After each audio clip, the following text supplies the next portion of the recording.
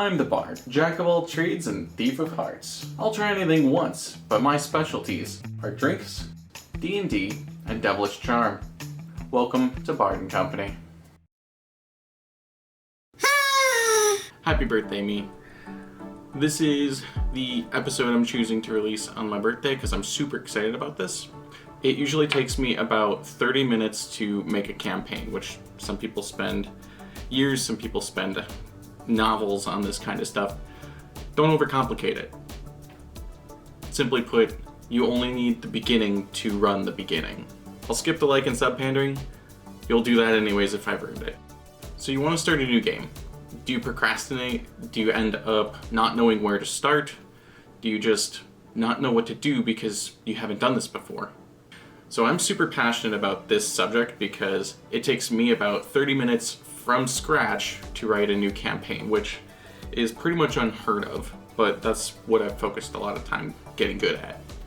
So let me walk you through how I do it, and then if you have any questions or comments, or if I brick you with information, comment below and ask me to elaborate on them. I would love to, because this stuff's my jam, hence I'm releasing it for my birthday. It's my present to me.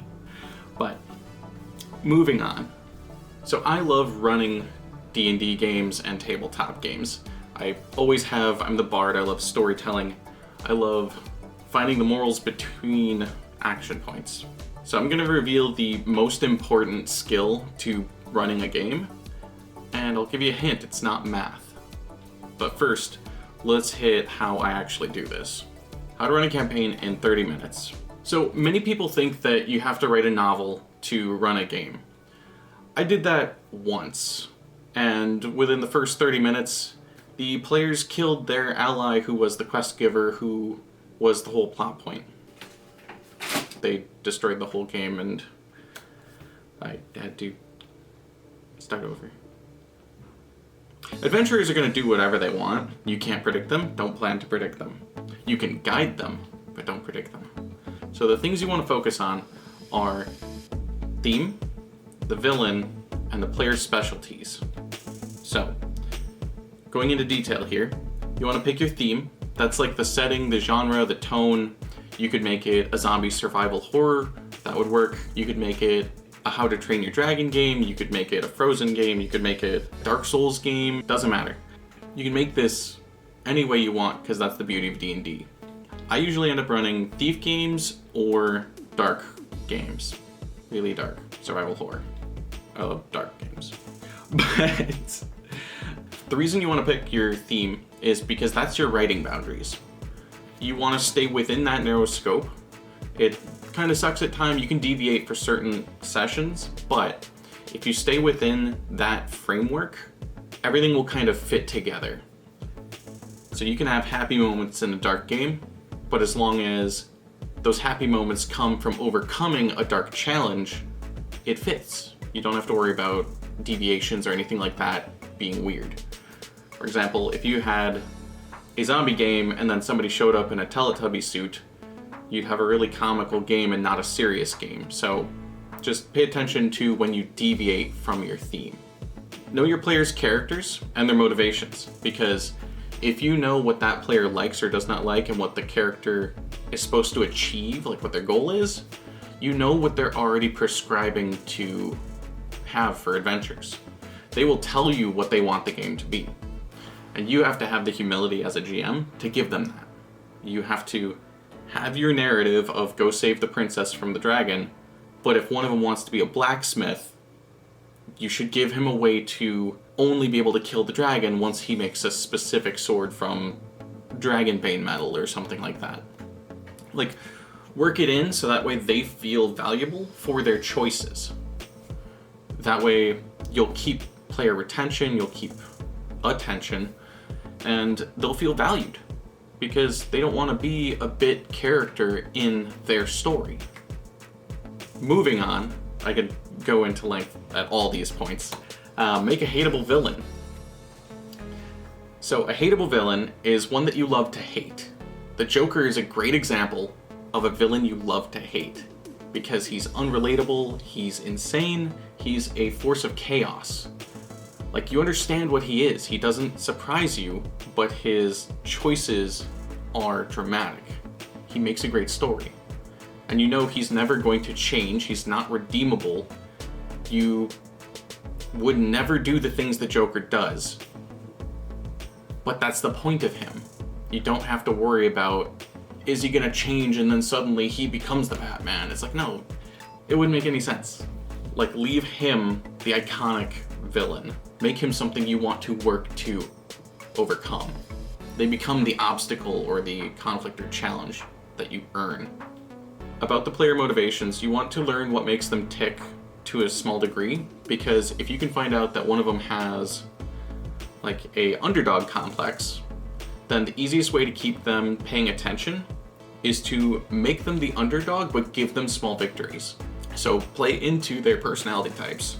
If you can tie in who they are into their character, then you get player retention. You get really good acting from playing to the character. But if your players quit, your characters can't get to their story. So you have to play both sides of the card. Again, let me know if you want me to go into details, because I could make series on each of these points. The secret I found to running encounters is a really simple number system, and I have examples. I can go into details. So I have examples of how to run encounters and challenges really, really simply. You don't have to know anything about the game system you're in. You just have to know how to run a calculator. Hence, I have a scientific calculator that I usually have on hand, because I don't use my phone in game if I can help it, because that encourages your players to get on their phones, which encourages distractions and non-immersion. Have a calculator. It's cheesy, it's silly, but it's easier than doing math, and it's faster, which keeps the pacing. Sorry, keeping on subject. So the best skill that you could ever practice to become the best GM quickly is not math, it's improv. If you can learn to roll with the punches and say yes and, which is in every acting and every comedy lesson, just yes and your players. Oh, the dragon's attacking the town, but you want to go to the item shop.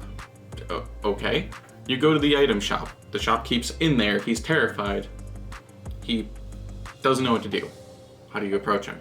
So if you can do yes and, then you can accept anything the players throw at you, keep it going, and make them feel valued, which is key. We're all at the table because we want to be around friends who make us feel valued. Don't underestimate that. But yeah, improv. Learn it. Or at least look into it. But yeah, if you just yes and people and don't be married to your own plot, then you'll be like, yeah, okay, you were supposed to go fight the dragon, but that shit's scary. We're gonna run away. It's like, okay, the whole plot in this kingdom is gone because you just took a boat to Sarlacc Town or whatever you want to do.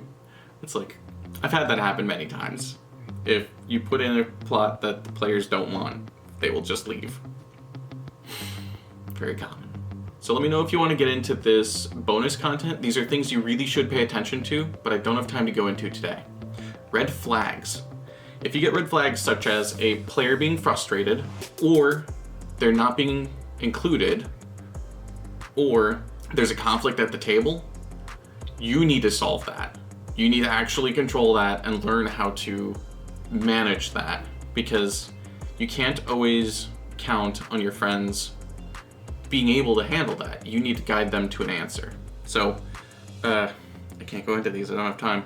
I know I'm already over. Besides, those are red flags.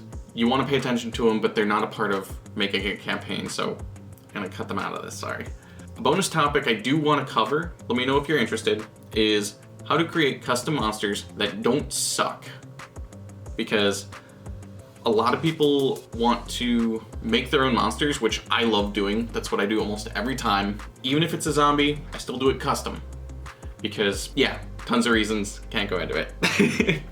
So try to avoid local inspiration when it comes to custom monsters, and I can elaborate on that later. Let me know. Those are the main points that I focus on to make a campaign in 30 minutes, and because I've been doing this for 17 years?